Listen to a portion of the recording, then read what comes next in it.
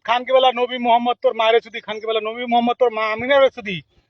তোর মাই আছে না মা ফাতমা ওই মা ফাতমার সুদি তোর বউ আছে না মা আইসা ওই খানকের সুদি তোদের মা ফাতমা মা আইসা মা আমিনার সুদি খানকে বেলা নবী মোহাম্মদ তোর কবর থেকে তুললা খানকে বেলা তোর পুটকি মারবো মাদাসুদ নবী তুই নবী না খানকে বেলা তুই একটা বেজন্মা মাদাসুদ তোর গলা কাটমু খানকে বেলা